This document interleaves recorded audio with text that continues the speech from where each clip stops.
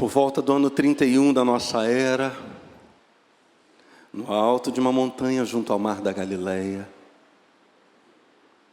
Jesus, o mestre dos mestres, abriu sua boca. Passou a ensinar as multidões. Esse era o seu primeiro grande ensino,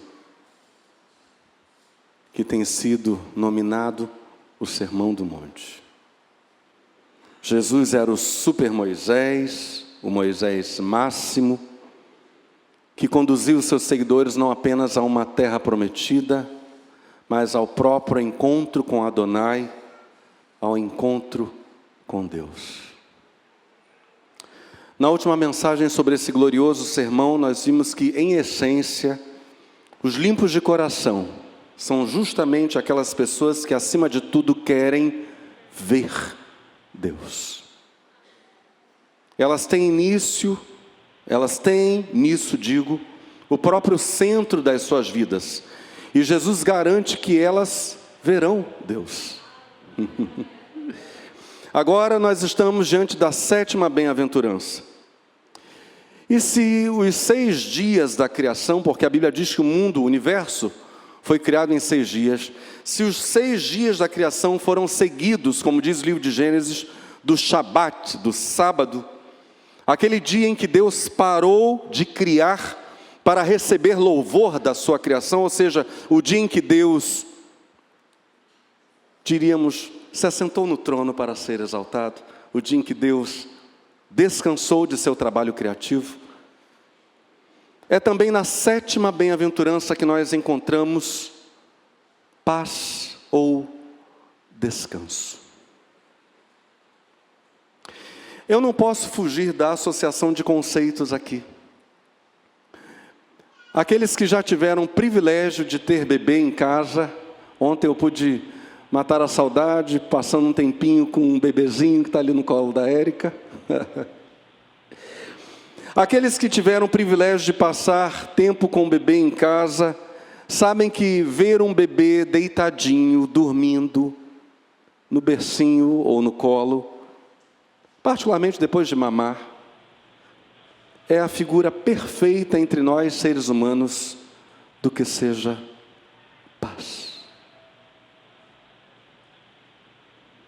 Paz verdadeira é o descanso da alma. Se as bem-aventuranças vão num crescendo, na medida em que cada uma está intimamente ligada àquela que antecede, nós devemos dizer que esta bem-aventurança, essa 7ª bem-aventurança, a bem-aventurança da paz, a bem-aventurança do descanso da alma, é a consequência das 6 bem-aventuranças que a antecederam. Assim como o Shabat, nos 7 dias da criação, é o descanso consequente dos 6 dias anteriores. Estamos juntos? Em primeiro lugar, nós vimos que os abençoados, os macarioi, os felizes, são felizes por estarem justamente na marcha para o encontro com Adonai. Esse macarioi, vimos, vem do hebraico ashrei. Esses abençoados, felizes por estarem na marcha para o encontro com Adonai, Jesus diz que em primeiro lugar são os pobres de espírito, aqueles que o Espírito de Deus humilhou, mostrando para eles sua miserável condição de imerecedores do reino dos céus. E justamente porque eles se tornaram essas pessoas empobrecidas pelo Espírito de Deus, Jesus promete para elas o reino dos céus. Bem-aventurados os pobres de espírito, seguem em marcha para o encontro com Adonai. Os pobres de espírito, sim, deles é o reino dos céus. Em segundo lugar, cientes de sua miséria e cientes da miséria de toda a raça humana, essas pessoas abençoadas, felizes por estarem na marcha para o encontro com Adonai, aprenderam, diz o Senhor Jesus, a chorar profundamente, derramando as suas lágrimas por si mesmos e pelos outros. A segunda bem-aventurança é esta: Bem-aventurados os que choram. A promessa de Jesus para eles é a consolação. Eles serão consolados. Em terceiro lugar, depois de descobrirem sua condição miserável e chorarem diante de Deus e serem por Ele consolados, essas pessoas passam a ser mansas. Elas se submetem a Deus, assumindo como sua própria vontade, a vontade de Deus. Eles oram que ela se faça na terra como é feita no céu. Eles querem de todo o seu coração que a vontade de Deus se faça na terra. São pessoas amansadas pelo Espírito de Deus. E por isso mesmo Jesus diz: bem-aventurados os mansos, porque eles herdarão a terra. Em quarto lugar, essas pessoas amansadas por Deus lutam, justamente porque querem de todo o seu coração a vontade de Deus na terra, lutam pela implantação do reino de Deus. Elas têm fome, elas têm sede de justiça. E nós vimos que a verdadeira justiça é aquela que só se encontra no reino de Deus. Jesus promete a essas pessoas, sim, aqueles que têm fome e sede de justiça serão fartos. Em quinto lugar, no cumprimento dessa missão, essas pessoas assumem a postura daqueles que matriciam o mundo. Homens e mulheres que se veem como responsáveis pelo nascimento, pela geração e nascimento de um mundo novo, os matriciais, os misericordiosos. Eles estendem braços de misericórdia sobre o mundo e sabem que a única saída para o mundo caído é o reino de Deus. Jesus promete aos misericordiosos: bem-aventurados os misericordiosos, porque eles alcançarão misericórdia. Em sexto lugar, Jesus responde à pergunta: esses que são abençoados, que são felizes por estarem na marcha para o encontro com Adonai, esses que foram humilhados pelo Espírito de Deus, que reconhecendo a sua miséria choraram e choram profundamente, esses que foram amansados pelo Espírito de Deus, que lutam pela implantação do reino de Deus, que no cumprimento dessa missão são misericordiosos, matriciam o mundo, eles, Jesus diz, como são? São limpos de coração. São pessoas que em absolutamente tudo o que fazem, querem ver Deus. Essas pessoas não se imaginam distantes dele, em nenhuma área sequer das suas vidas. E Jesus faz a promessa: bem-aventurados os limpos de coração. Sim, eles verão a Deus. Essas pessoas, e somente elas, Jesus dirá que são os verdadeiros promotores da paz. Lembremos-nos que as bem-aventuranças dão testemunho daqueles que estão na marcha para o encontro com Adonai. As bem-aventuranças são características dos salvos. São uma descrição de como é o salvo. Jesus promete a esses, aos pacificadores, esses que são os verdadeiros promotores da paz, Jesus diz que eles serão efetivamente chamados filhos de Deus. Devido ao cuidadoso relógio de Deus, esta mensagem chega até nós 1 semana e 1 dia após os ataques do grupo terrorista Hamas a Israel. E eu realmente pergunto: Senhor, por quê? E logo obtenho a resposta. Porque nem mesmo a guerra é capaz de degenerar, de descaracterizar os filhos da paz. A guerra serve apenas para revelar e avivar. Quem são eles?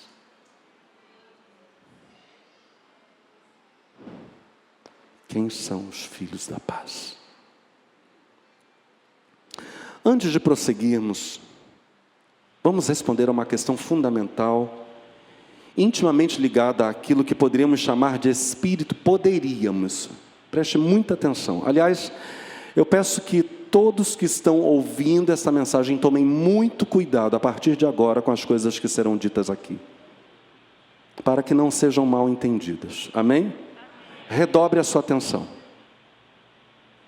Antes de prosseguirmos, respondamos a uma questão fundamental, intimamente ligada àquilo que poderíamos chamar de espírito pacificador ou pacifista. Jesus está sendo preso no jardim do Getsemane. A Bíblia diz que ele havia passado muito tempo agonizando em oração.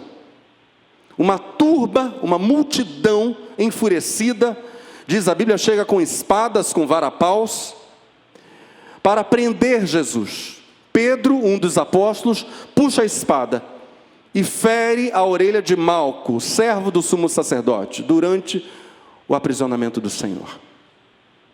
Cada um dos evangelhos enfatiza um aspecto desse acontecimento. Eu gostaria que víssemos em cada um dos evangelhos, nos 4 evangelhos, essa cena. Mateus capítulo 26, comecemos por Mateus, verso 50, parte B em diante. Então, aproximando-se eles, lançaram mão de Jesus e o prenderam. E eis que um dos que estavam com Jesus, estendendo a mão, puxou da espada, e ferindo o servo do sumo sacerdote, cortou-lhe uma orelha. Então Jesus disse-lhe: mete no seu lugar a tua espada, porque todos os que lançarem mão da espada, a espada morrerão. Noutra tradução, todos os que vivem pela espada morrerão.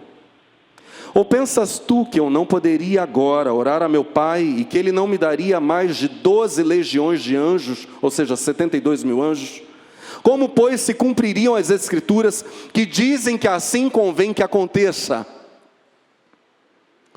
Em Mateus, nada é dito para nós sobre a restauração da orelha de Malco. Mas em Mateus nós temos de longe o mais longo relato das palavras de Jesus nesse incidente envolvendo Pedro e o servo do sumo sacerdote. Jesus fala sobre viver pela espada. Algo que contrasta, e à frente nós veremos mais em detalhes isso, algo que contrasta com o viver pela fé em Deus. E Jesus deixa claro que se ele pedisse anjos, 72 mil, ou 12 legiões, uma legião romana eram 6 mil, 72 mil anjos, se Jesus pedisse, seriam enviados para protegê-lo. Agora, certamente, esses anjos feririam aquela turba. Segundo o Evangelho, Marcos capítulo 14, apenas em 2 versos é nos contado sobre esse incidente de Pedro e Malco. Então prenderam Jesus segurando-o bem. Alguém, contudo, puxou de uma espada e, atacando o servo do sumo sacerdote, cortou-lhe a orelha. Em Marcos, nem as palavras de Jesus e nem o milagre são mencionados. Toda a ênfase recai apenas sobre o ato de Pedro, sem ser dito que foi Pedro quem puxou da espada. Vamos para Lucas. Lucas capítulo 22, versos 49 a 51. E vendo os que estavam com ele o que ia suceder, disseram-lhe: Senhor, feriremos a espada? E um deles feriu o servo do sumo sacerdote e cortou-lhe a orelha direita. E respondendo Jesus disse: deixai-os, basta. E tocando-lhe a orelha, o curou. Lucas, que era médico, menciona apenas o final da fala de Jesus, algo mais ou menos assim: para com isso, Pedro, basta. E finalmente, em poucas palavras, Lucas relata o milagre, dando-nos um detalhe extra: Jesus curou a orelha direita de Malco. Vamos para o 4º evangelho, João capítulo 18, verso 8. Já vos disse que sou eu, disse-lhe Jesus. Uma vez que é a mim que procuram, deixem estes outros ir embora. Procedeu assim, em cumprimento daquilo que tinha dito havia pouco tempo quando orava: não perdi um único daqueles que me deste. Então Simão Pedro puxou de uma espada e cortou a orelha direita de Malco, servo do sumo sacerdote. Porém Jesus disse a Pedro: guarda a espada, não devo eu beber o cálice que o meu Pai me deu? Em João, nós não temos o relato do milagre. Então vocês viram que a gente vai ter o relato do milagre só em Lucas. Em João nós não temos o relato do milagre, e a ênfase está no claro entendimento de Jesus, de que a sua paixão era necessária. A questão fundamental, porque eu disse a vocês, antes de entrarmos nesse incidente, de Pedro e Malco, que nós precisávamos responder a uma questão fundamental. A questão fundamental que carece de resposta é esta aqui: por que o Senhor preferiu apenas falar sobre sua missão? Preferiu orientar Pedro sobre como se manter vivo, efetivamente vivo, ou seja, não confiando na espada, mas em Deus. E Jesus não tocou, por exemplo, em algo que ele disse ou dissera no Sermão do Monte, que estamos examinando. Estamos nas bem-aventuranças, mas lá no verso 44 de Mateus 5, ainda no Sermão do Monte, Jesus vai dizer: amai a vossos inimigos, bendizei os que vos maldizem, fazei bem aos que vos odeiam, e orai pelos que vos maltratam e vos perseguem. A pergunta que a gente precisa fazer, e é uma questão fundamental, é: onde está nesse incidente de Malco e o servo de Pedro e Malco, servo do sumo sacerdote, onde está nesse incidente o que nós chamaríamos de espírito pacificador ou pacifista na pessoa de Jesus de Nazaré?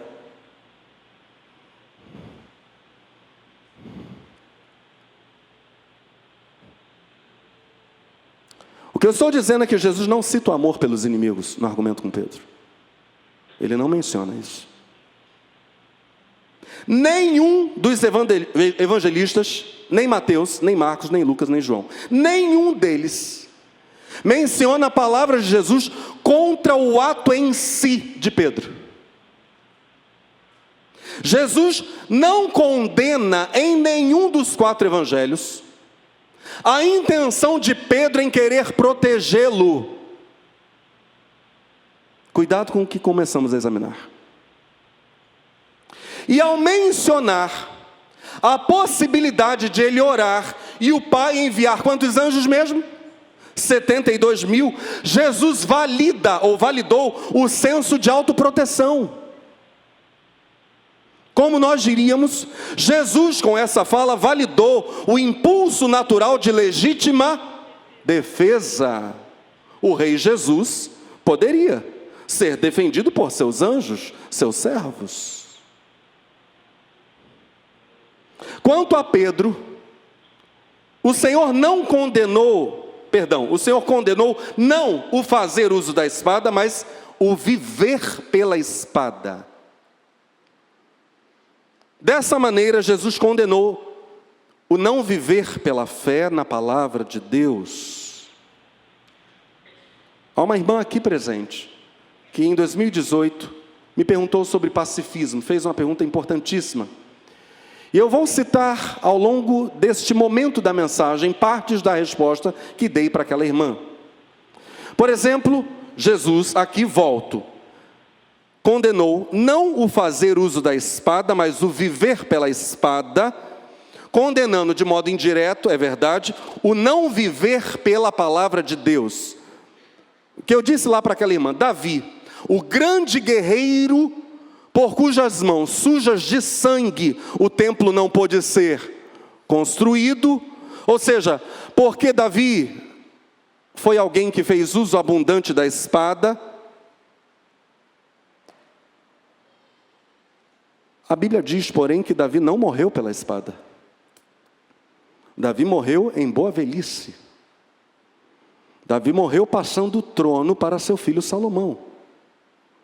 Davi fazia uso da espada, mas não vivia pela espada, ele vivia pela fé. Davi fazia uso da espada, confiando em Deus, no Senhor. Davi não temeu a lança na mão de Golias, não temeu a espada na bainha de Golias, e venceu o gigante confiando no Senhor.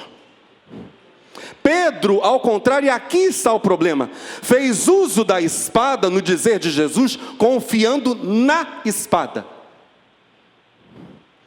E por meio da espada, na verdade, por medo da espada, a espada que poderia recair sobre os seguidores de Jesus, Pedro, por medo da espada, acabou negando Jesus. Pedro, entre aspas, morreu pela espada. Quanto a si mesmo, nesse incidente de Pedro e Malco, o Senhor deixou claro que sabia ser vontade do Pai o seu aprisionamento, e a isso Jesus simplesmente se submetia. Ele diz a Pedro em João 18:11, guarda a espada, não devo eu beber o cálice que o meu Pai me deu? Isto agora, Pedro, é vontade do meu Pai, e eu vou beber. Amém? Fato é então que homens e mulheres de Deus devem viver os propósitos de Deus, ainda que isso lhes custe o bem-estar e por vezes a própria vida.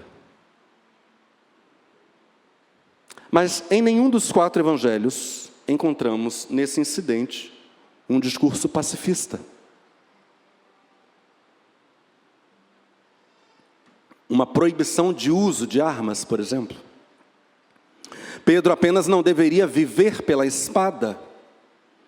E Jesus não poderia ser defendido nem pelos discípulos e nem por legiões de anjos, porque ele necessitava passar pela paixão. Essa era a vontade de Deus, o Pai. Mas é verdade, Jesus ensinou a amar o inimigo. Perguntamos, o que é amar o inimigo? O Senhor teria inaugurado esse ensino? Seria esse também um novo mandamento? Há algo assim no Antigo Testamento? Onde? Jesus não afirmou que fora dito, odiarás o teu inimigo? Ele fala isso no Sermão do Monte. Onde isso fora dito? Vamos ler então Mateus capítulo 5, Sermão da Montanha, a partir do verso 43. Ouvistes que foi dito, é Jesus falando, amarás o teu próximo e aborrecerás o teu inimigo. Eu, porém, vos digo, amai a vossos inimigos, bendizei os que vos maldizem, fazei bem aos que vos odeiam e orai pelos que vos maltratam e vos perseguem, para que sejais filhos do Pai que está nos céus, porque faz que o seu sol se levante sobre maus e bons, e a chuva desça sobre justos e injustos. Pois se amardes os que vos amam, que galardão tereis? Não fazem os publicanos também o mesmo? E se saudardes unicamente os vossos irmãos, que fazeis demais? Não fazem os publicanos também assim? Sede vós, pois, perfeitos, como é perfeito o vosso Pai que está nos céus. Bem, em parte alguma, já vamos à resposta objetiva. Em parte alguma do Antigo Testamento, Moisés ou outro profeta qualquer escreveu algo como: aborrecerás ou odiarás o teu inimigo. Isso não faz parte do texto sagrado do Antigo Testamento. Jesus afirma que isso havia sido dito. E a referência bem pode ser à tradição oral dos judeus, à fala de algum mestre ou de alguns mestres judeus de grande importância. Ao contrário, nós temos exército inimigo inteiro sendo poupado dentro da cidade de Samaria por ordem do profeta Eliseu. Deem de comer, diz Eliseu, deem de comer para o inimigo. E depois o exército inteiro é despedido de volta para a sua terra.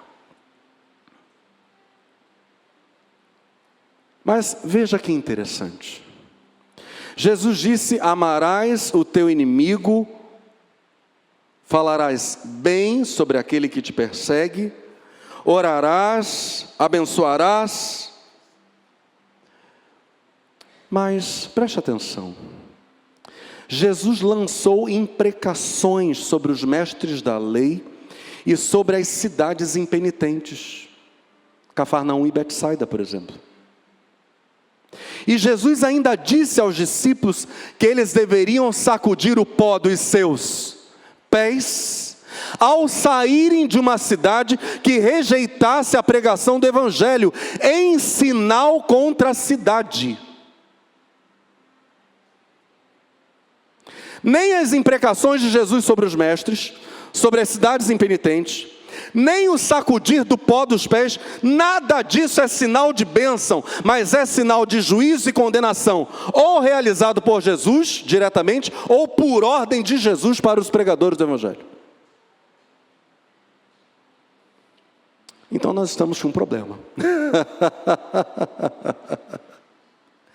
A não ser que as palavras do Senhor sejam corretamente compreendidas no Sermão do Monte, nós iremos atribuir a Jesus um pacifismo que os evangelhos desconhecem.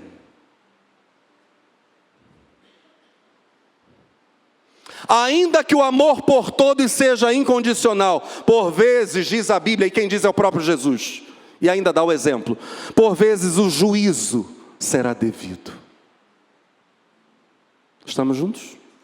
Eu estou citando apenas o Novo Testamento. Ou seja, as palavras do Senhor em Mateus 5, preste muita atenção nisso, são princípios gerais iniciais. Eu vou repetir isso. As palavras do Senhor em Mateus 5 são princípios gerais iniciais que não poderão ser aplicados indiscriminadamente.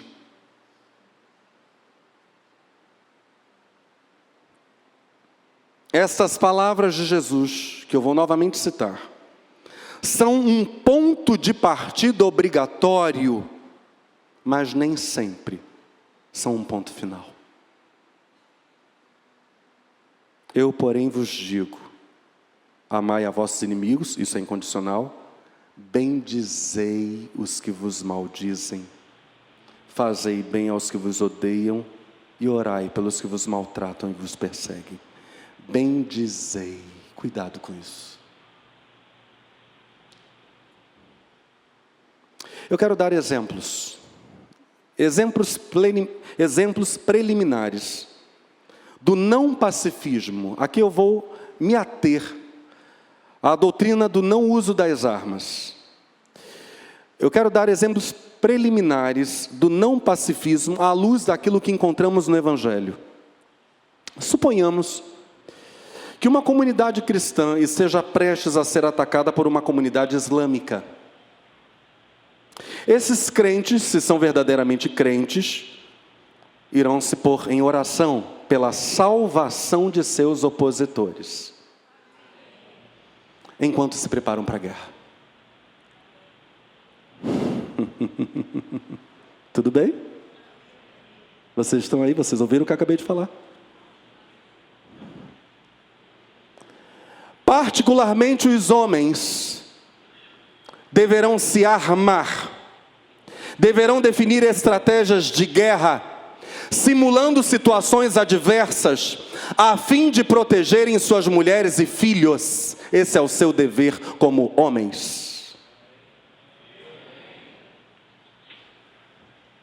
Observem nessa fala a inexistência de qualquer oposição pessoal, mas apenas aquela necessária à preservação da vida.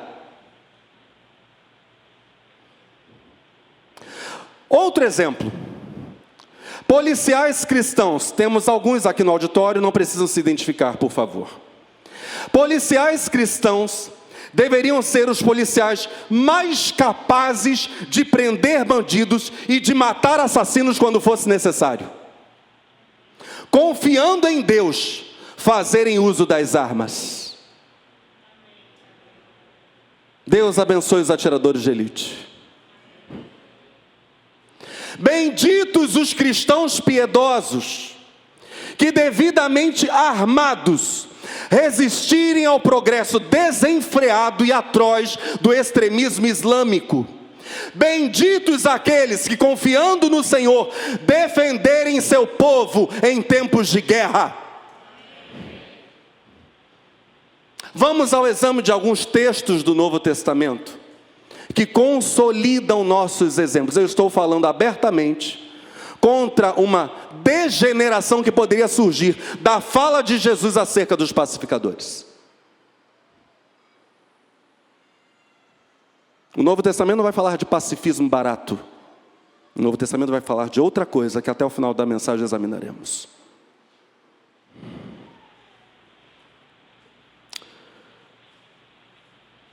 Em Mateus capítulo 5:39, as palavras do Senhor Jesus são: não resistam ao perverso.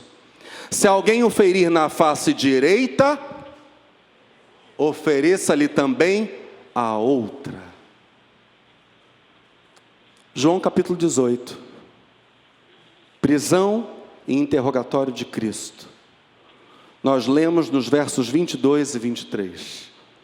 Um dos guardas do templo que estava perto bateu no rosto de Jesus dizendo: isso é maneira de responder ao sumo sacerdote? Jesus fez o quê?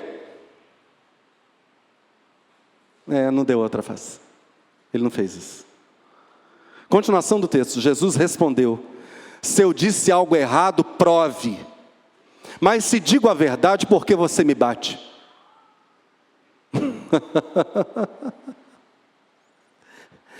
Além de não oferecer a outra face, Jesus ainda repreendeu o soldado. Das duas uma. Ou o Senhor Jesus, Filho perfeito do Pai, nunca jamais pecou. Ou o Senhor Jesus era hipócrita, o que é impossível. Ou em Mateus 5:39, Jesus está dizendo alguma coisa completamente oculta a qualquer análise superficial. Se nós olharmos para o texto e apenas olharmos para as palavras, não entenderemos absolutamente nada do que Jesus falou.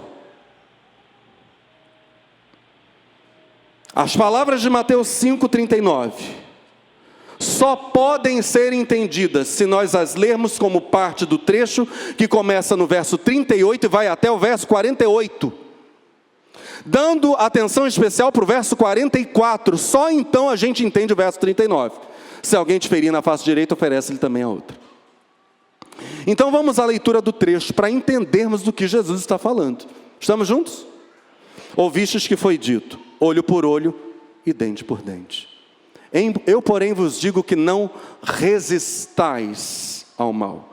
O verbo é antistemi, colocar-se pessoalmente contra. Prosseguimos. Mas se qualquer te bater na face direita, oferece-lhe também a outra. E ao que quiser pleitear contigo e tirar-te a vestimenta, larga-lhe também a capa. E se qualquer te obrigar a caminhar 1 milha, vai com ele 2. Dá a quem te pedir e não te desvies daquele que quiser que lhe emprestes.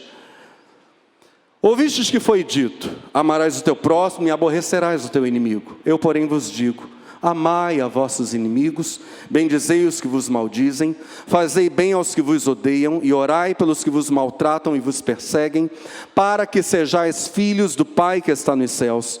Porque faz que o seu sol se levante sobre maus e bons, e a chuva desça sobre justos e injustos. Pois se amardes os que vos amam, que galardão tereis? Não fazem os publicanos também o mesmo? E se saudardes unicamente os vossos irmãos, que fazeis demais? Não fazem os publicanos também assim?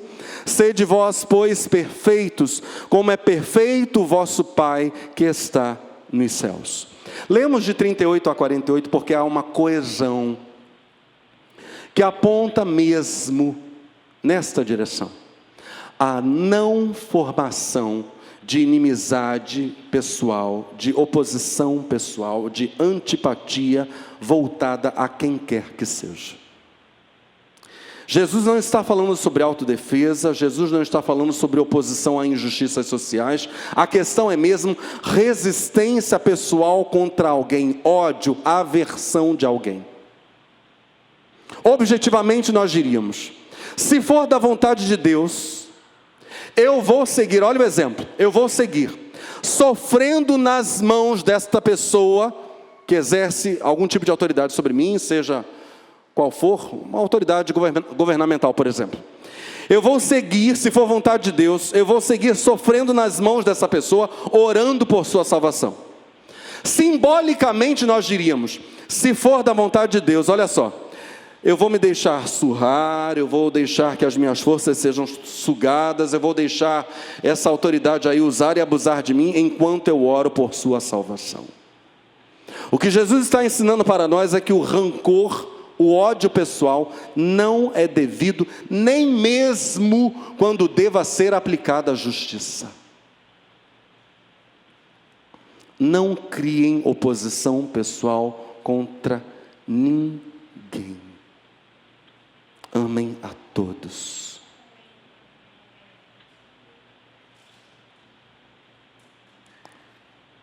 Não alimentem rancor por ninguém. Não resistais ao perverso. Não coloquem-se contra em nível pessoal. Esse não é o lugar do cristão em relação a ninguém, porque Deus é assim. Deus, até para o homem, que no dizer de Jesus está no inferno, lá no rico e Lázaro, até para aquele homem, Deus dispensa um tratamento bondoso. Pai Abraão o chama de filho. Agora, ainda falando sobre defesa e falso pacifismo, autodefesa e falso pacifismo. Romanos 13 é o clássico texto que defende explicitamente. Alguém poderia dizer, pastor, hoje está com fogo no olho. Porque olha o que eu vou falar agora. Romanos 13 é o trecho que explicitamente defende pena de morte na Bíblia. Sem rodeios. Pá, a questão é direta. Nós vamos ler o texto. Alguém poderia dizer, pastor, está com fogo no olho. Não, a questão não é essa. A questão é, nós somos chamados para sermos promotores da paz verdadeira. Não a paz que o mundo quer, nem aquilo que o mundo chama de paz. Então comecemos pela falsa paz. O que a gente está falando aqui é a falsa ideia de paz. É sobre isso que a gente está falando nessa primeira parte da mensagem. Eu não vou tocar em armas, isso é uma falsa ideia de paz. A Bíblia nunca falou isso. Romanos 13, estamos no Novo Testamento, não vamos sair dele, hein?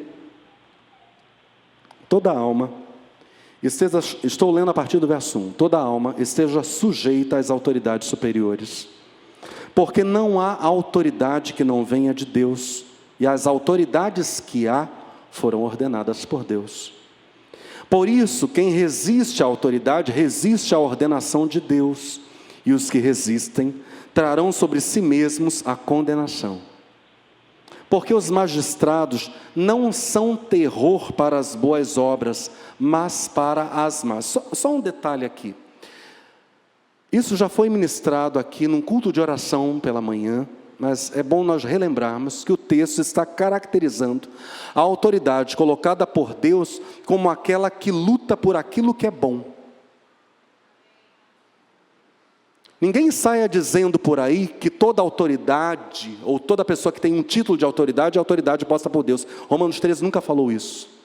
Romanos 13 está dizendo que a autoridade posta por Deus é caracterizada pela defesa daquilo que é reto, justo e bom. Se alguém tem um título de poder e defende justamente aquilo que é errado, que é mal, que é injusto, há uma enorme possibilidade de essa pessoa ter sido colocada nessa posição de poder por alguém que é chamado na Bíblia de o príncipe deste mundo tenebroso. É interessante vermos na Bíblia que Jesus nem aceitou falar na presença dos herodianos. Para a família herodiana, no seu julgamento, e mesmo antes do julgamento, Jesus deu apenas silêncio. Jesus não reconheceu a autoridade dos herodianos em momento algum. Voltemos ao texto. Porque os magistrados não são terror para as boas obras, mas para as más. Queres tu, pois, não temer a autoridade? Faze o bem e terás louvor dela. Porque ela é ministro de Deus para teu bem. Mas se fizeres o mal, teme, pois não traz sem motivo a espada, porque é ministro de Deus e vingador para castigar aquele que faz o mal. Eu nunca vi ninguém fazer carinho em alguém com espada. Espada não é para fazer carinho. A Bíblia está falando abertamente, no Novo Testamento, que a autoridade divinamente instituída, aquela que condena o mal, que é terror para as más obras, e que louva aquilo que é bom, a Bíblia diz que essa autoridade divinamente instituída traz a espada sobre os perversos. No verso 4, Paulo afirma que uma das funções da autoridade governamental legítima, aquela que trabalha em benefício da ordem social, é fazer uso da espada como vingadora de Deus contra os que praticam o mal. De modo indireto, esse texto nos fala sobre legítima defesa. Enquanto a legítima defesa é claramente apoiada pelo Antigo Testamento, a Bíblia não esconde a defesa desse tema no Antigo Testamento, o Novo Testamento, à primeira vista, silenciaria sobre esse tema. Mas isso é uma ilusão. Legítima defesa nada mais é que a tentativa de preservação da vida. Então vamos fazer uma pergunta simples. Quando o agente da lei não estiver presente para a defesa da ordem, teria sido delegado aos cidadãos em geral o uso da espada? Sim. Essa é a legítima defesa prevista em lei. No nosso caso, artigo 25 do Código Penal. Por meio dela, o Estado, na manutenção da vida e da ordem, faz do cidadão capaz o seu procurador.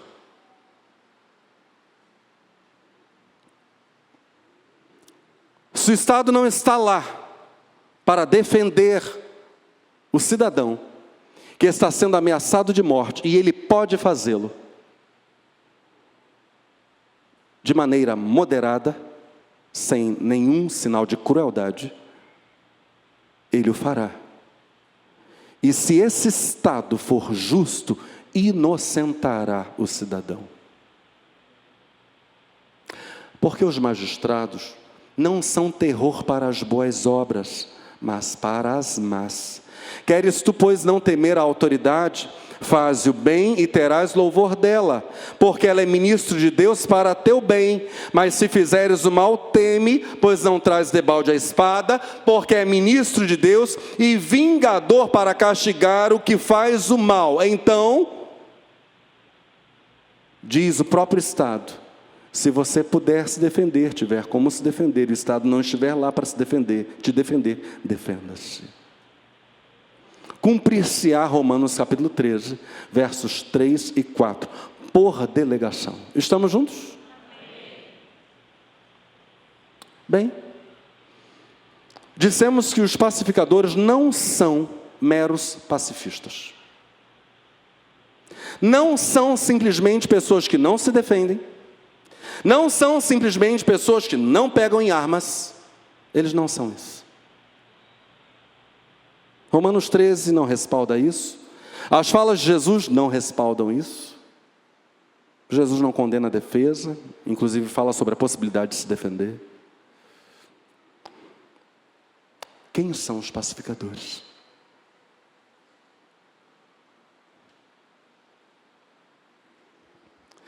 Tendo em vista a enorme profundeza das palavras de Cristo no Sermão do Monte, aliás, das palavras de Cristo, nós também precisamos esperar que os pacificadores, que no grego são os irenopoioi,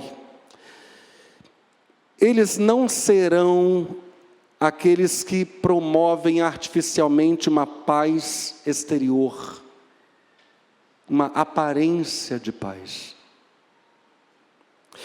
Espera-se, preste muita atenção, é o final desta que talvez seja a primeira parte da sétima bem-aventurança. Espera-se que eles não promovam meramente paz política. E aqui eu estou negativamente chamando política de a promoção de falsa paz entre os homens. Eu estou dando um tratamento pejorativo para a política, intencional. Espera-se que os pacificadores não promovam meramente paz política, uma falsa paz entre os homens. Nem se espera que os pacificadores promovam um bem-estar religioso, uma falsa paz com Deus. Esse não é o papel dos pacificadores. Quem são eles? O que eles fazem? Como agem? Se o Senhor Jesus disse que eles são chamados filhos de Deus, então é de se esperar que eles tratarão o tema da paz como Jesus o tratou.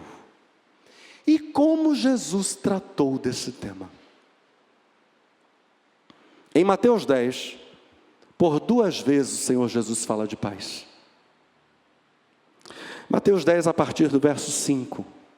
Jesus enviou estes 12 e lhes ordenou, dizendo: não ireis pelo caminho das gentes, nem entrareis em cidade de samaritanos, mas ide antes as ovelhas perdidas da casa de Israel.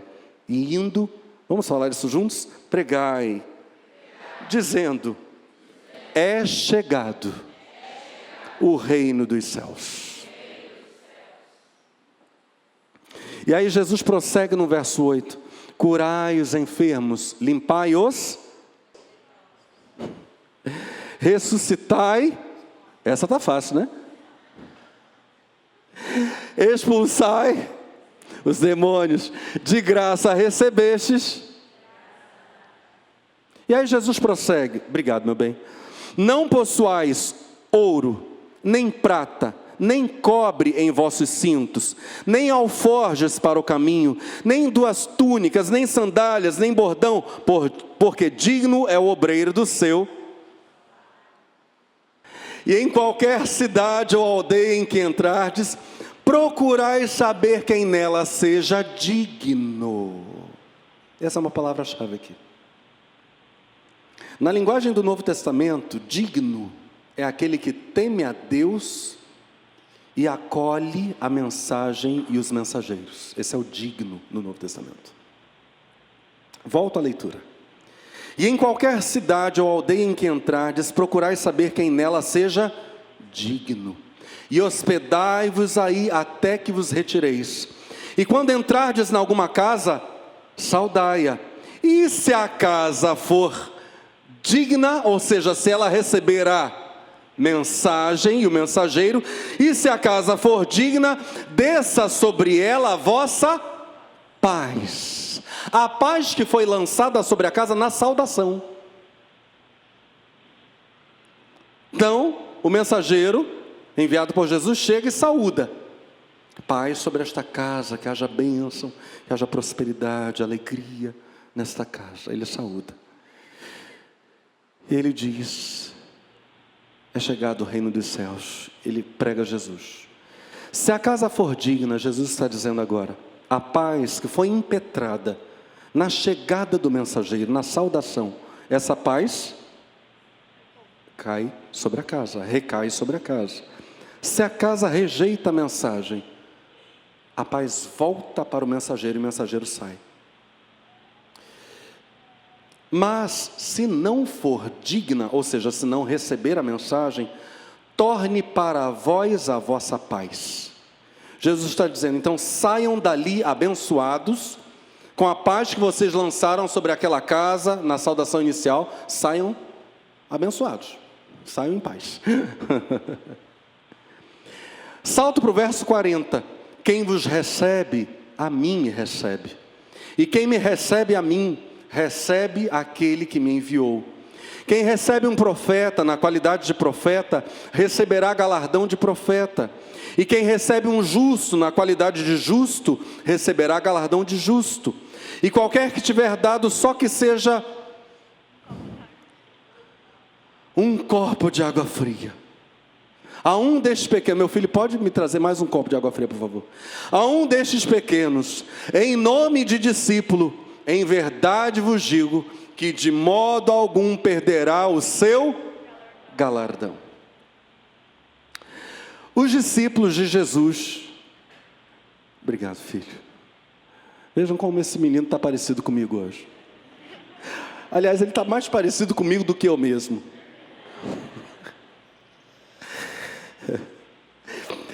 Jesus está dizendo que os discípulos seriam capazes, olha aí, hein, de dar paz às pessoas,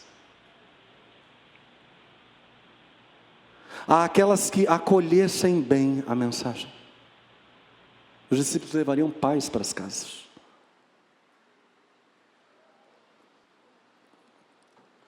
Se as pessoas bem acolhessem a mensagem de Jesus, a mensagem de salvação, elas receberiam a paz que Jesus dá. Já estamos entendendo quem são os pacificadores?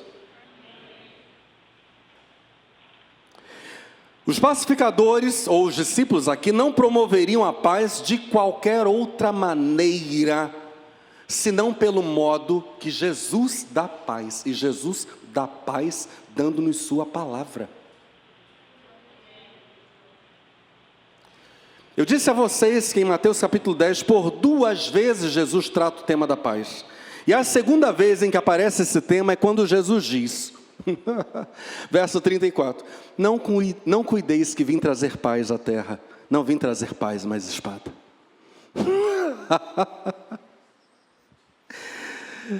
Aleluia. Jesus é maravilhoso, né, amados? Quem aqui tem paz porque se entregou a Jesus? Ué, mas ele acabou de dizer que ele não veio trazer paz.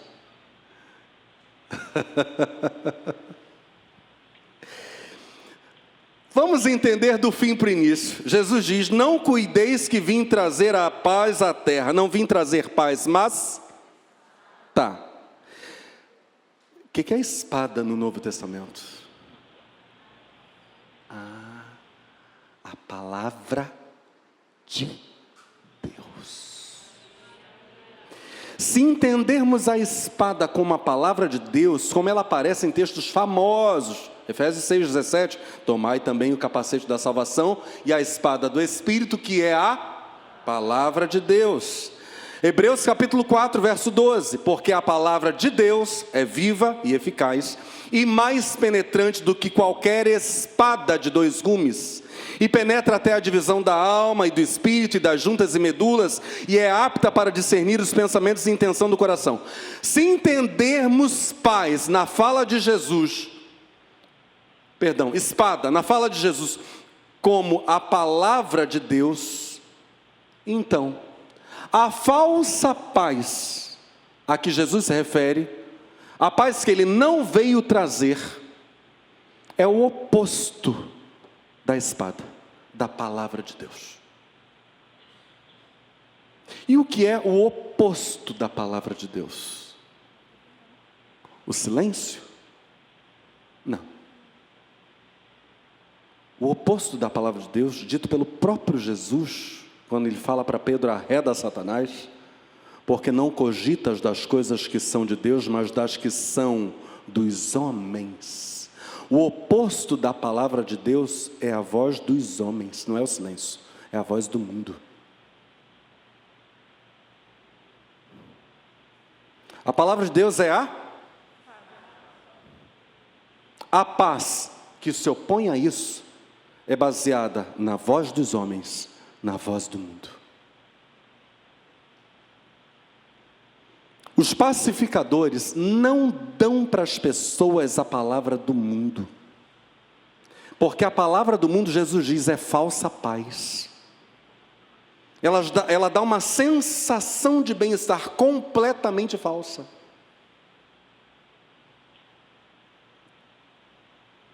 Os pacificadores dão aos homens a palavra de Deus. Agora preste muita atenção. Dão a palavra de Deus como Jesus Cristo, o Filho de Deus, era a própria encarnação dessa palavra.